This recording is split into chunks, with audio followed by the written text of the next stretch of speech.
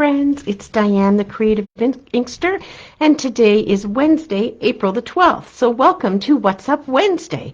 This is where I kind of pick a card layout or a 3D project or a fun fold or a technique and share that with you for about 15-20 minutes. So I hope you'll find some inspiration here. I'm an Independent Stampin' Up demonstrator, and if you're looking for any of our products, please visit my website. I'm going to show you here how to make the hinge closure flip card. And it's really very simple. So here's the one that I made ahead of time, and we're going to make one together. And I made a couple of others as well. Here's one, actually I shouldn't say I made. I think this was a swap card given to me. So it's a little bit different in size and shape, but you get the same idea. This side here is a little bit thinner across than the one I'm working with, and then this has a different shape. And then this one here is a double flip. So check that out. You can do this same technique that I'm going to show you with two pieces, one on each side.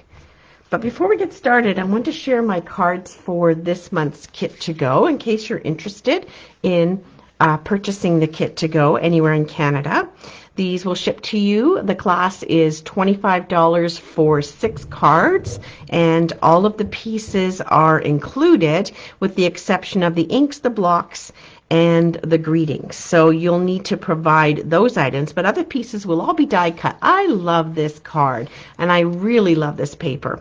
It shows a great image of a person, so a very masculine card, or simply mountains of thanks. It's just a nice play on words with this one. This is a happy birthday with gorgeous bicycles on it. It's very cheery and spring-like. And the third one is a bit of a fun fold card. So it has these dies here, which is one piece that's die cut, and then it holds the two top and bottom segments together, and then you've got your white that shows through. Very simple to do and put together, especially when all the pieces are cut for you. So these are the cards for April, and I'm taking orders for this class up until the 17th. All right, if you're watching live, do let me know you're here, and if you're watching the replay, give me a little shout out. I like to know where you're from and connect with you on these cards and hear what you think about them. So let's get started on this one. I'm using the Hello Ladybug stamp set, and not the punch this time. This is just the stamp set by itself, and some more of this pretty Regency Park paper. But we're going to switch up from Petal Pink colors to the Sweet Sorbet and Shaded Spruce colors in this pattern. Pretty nice. All right, and the back is Petal Pink, and it's the cane weave that we have the embossing folder for, that kind of look to go with it. So here are the pieces that come with this card that were posted ahead of time. So you've got your card base, which is 8.5. Hi Brenda, by 5.5. I've scored it at 4.25, and we're just going to trim it a little bit. It doesn't matter what side you trim it on because you can fold your card either way. What you're going to do is trim off 1 inch. I found it way easier and less chance of error if I did a usual 8.5 and scored it at 4.25, then cut my piece off. If I tried to make it a smaller piece and remember where I was supposed to score, invariably I got mixed up. All right, the shorter side of the fold is the front of your card. Okay, let's fold this guy over and give it a little press and set that aside. And then you've got a piece of white that's 4 by 5.25. This is going to go on the inside of the card, but it's also going to hide the hinge mechanism. I've seen this card done where the hinge piece is on the back of the card, and I found it a bit untidy. I kind of like it where it's tucked in behind the white. So we can set those pieces aside. We don't need those right now. This is going on the front panel, which is 3.25 inches wide. So your piece of pattern paper needs to be 3 by 5.25. And then that would mat perfectly on the front there. Okay, so we'll set that aside for right now. And then we have our two pieces that make the hinge. and make this cut. Now you could make this a circle, a large circle, or an oval. You could make it just a rectangle or a square and cut it off there. But I wanted to show you how to use this a little decorative element on the side. Hi, Marilyn. Hi, Wendy. I'm here. You're here live. That's great. I'm so glad. So I want to show you how to do that. So on the larger of the two, which is 3 inches by 3 3/4, turn it so the 3 3/4 is horizontal. The wider side is horizontal. Grab your trimmer and score, and you're going to score on one end of it at 1/2 inch. Remember your scoring tool and not your cutting tool. So this is with the 3 3/4 inch horizontal in the trimmer, and score it at 1/2 inch. And then we'll set it aside. The other piece doesn't need scoring, but it's going to get some cutting. So now we're going to take a pencil and a ruler, find my trusty pink and black ruler, and the side with the score on it, you're going to have that to the bottom. So now turn it so the score line is towards your tummy. And across the top, this is 3 inches. We're just going to double check that. Yep, it's still 3 inches. No magic happening here. And we are going to make some tick marks where we're going to do some cutting. We are going to layer our ruler right here, and we're going to make a tick mark at 3/4 inch and at 2 1/4 inch. So that's basically making a tick mark 3/4 inch in on both sides. And we're going to do the same thing on these left and right sides. So you just turn your paper 90 degrees at 3/4 inch down, make a little tick mark, and same on the other side.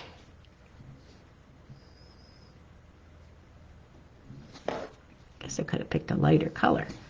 There we go. I'm just going to make that one a little more obvious.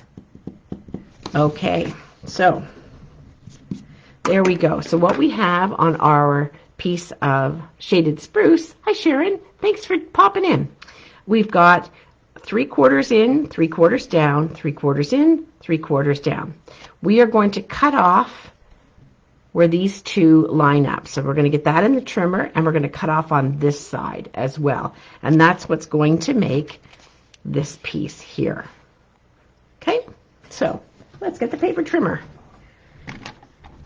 Now we still have that scored 1/2 inch scored edge at the opposite end. We're not working from that end. And where it is on the right, you're going to line up in the trimmer with the top tick mark and cut off a little triangle. Then do the same thing on the opposite side. So across the top and down to the tick marks. We are going to trim this off. And you should be able to see them in your trimmer. My eyes are playing tricks tonight. There we go. I can see my little tick marks in the trimmer, and then I'm cutting off my little triangle, and that's what I have here. We're going to do exactly the same thing with our piece of white, only it measures 3 by 2 1/2, and our tick marks are at 1/2 inch. So this you'll be able to see a little bit better. Because it's going to be layering on top, and we want to get that same sort of angle here, we're going to trim it off at 1/2 inch. So across the top, across the edge that is 2 1/2, we're going to make a tick mark at 1/2 inch and 2 inches. So that's 1/2 inch in on both sides. Hi Valerie. And then on this side, we're going to do the same thing, 1/2 inch down on the same side and 1/2 inch down over here. And maybe this time I'll actually draw the line and you'll be able to see it that much better. So this one we don't have to worry about the score line because we're not going to be scoring this at all, but we've got a tick mark 1/2 inch in and 1/2 inch down on both sides. I'm going to join those two here, and that's what's going to be my cut mark.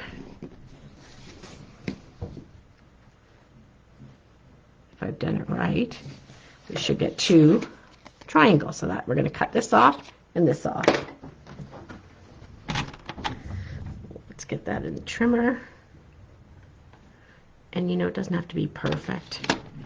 You do the best you can, line it up as best you can, and it'll look lovely. Now, wouldn't it be great if we had dies that did something like this?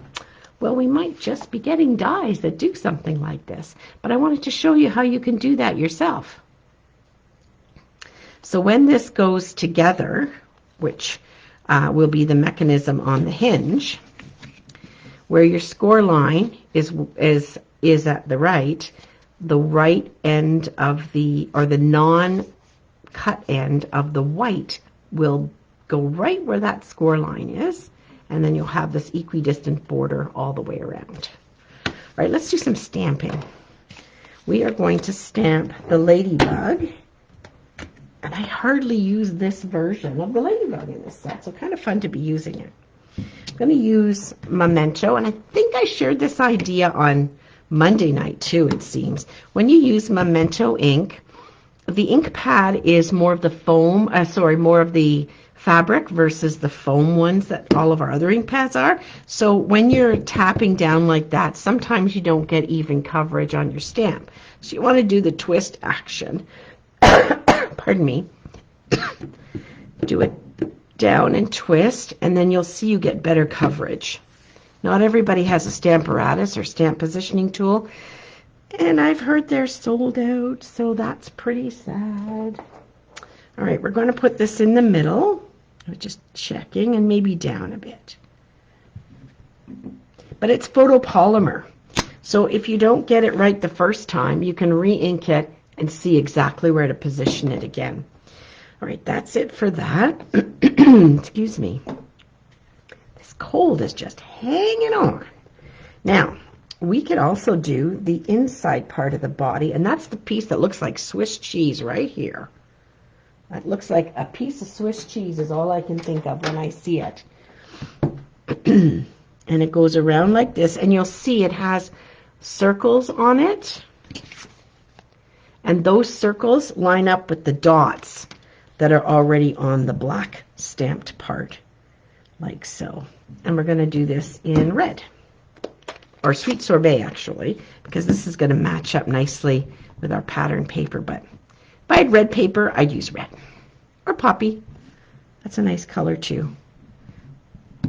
Okay, I'm just going to try to get a lot of ink on there. So I'm lining up the circles with the dots. And we're going in. Not bad. It needs a little bit more though. So I'm going to try and go over it without mucking it up. Pretty good. That's a nice deep color on there. Now, if you were fussy, you could take your Stampin' Write marker and go over it, or your Stampin' Blend, but I'm fine with it the way it is. Okay, I'm going to try to get that little piece of mark off there. All right, now we need a greeting up top, and I was thinking of going with Shaded Spruce. Hi, Nikki. Thanks for dropping in. All right. You can bug me anytime. It's a really cute greeting on here, and it's nice and long to fit across this guy, so I'm going to go with that one. Another way to do it would be have the stamp to the right and have this "May your greatest wish come true" be more of a vertical greeting. It's another way to use this stamp set. All right, you can bug me anytime. All right, there we go. See, that's going to look so nice together. Alrighty, and then for my embellishments, I've got the Sweet Sorbet in color dots that match. So they are ombre, and so they're not all bright like the Sweet Sorbet ink was, but that's okay. Matte black dots would work well too, but I want to use these guys up. So we'll put 3 of them on here. That's great. All right. Now we're going to hold off gluing this together. We're going to go back to our pieces here. Let's get this down. I think I'm going to lose my voice yet. I started this morning without a voice and thought, well, geez, wonder if that's going to go okay when I go to work. But it did, because I had my tea and some lemon, and that kind of got things going. But as the day wears on, so goes away your voice. All right.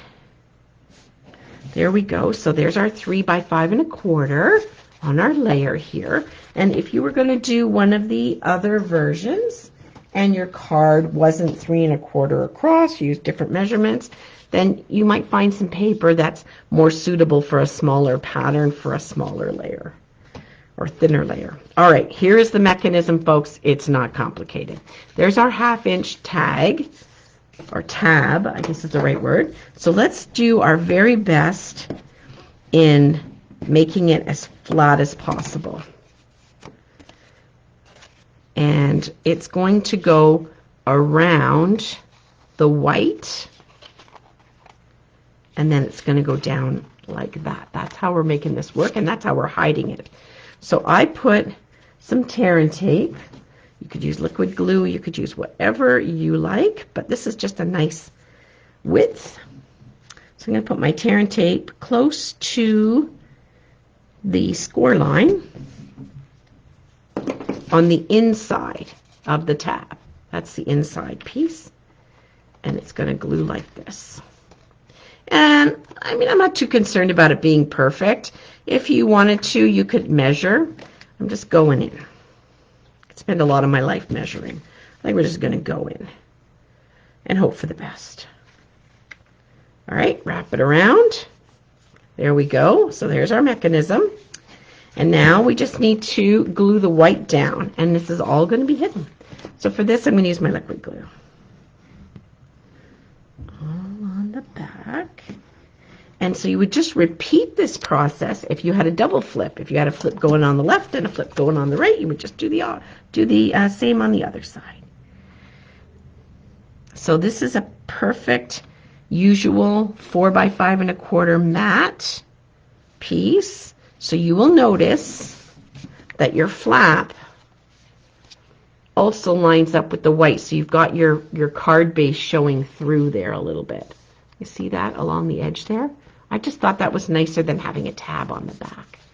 Righty-o. And then the last bit is to go ahead and glue this down. And the way that I've designed this, it's that this straight edge of the white goes right up against where the fold is. And then we've got our border around. So there's no border on the flat edge.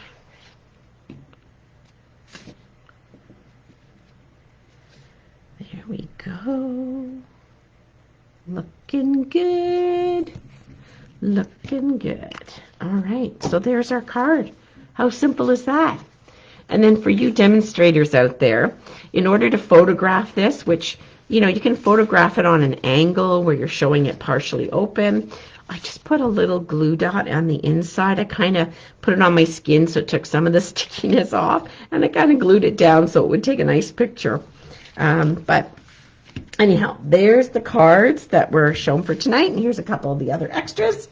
So I hope that you learned something out of this and enjoyed the look of this card. Give it a try. Let me know how it goes for you. And I wish you all the best this week. I will see you next week on Monday. Thanks for watching. Bye for now.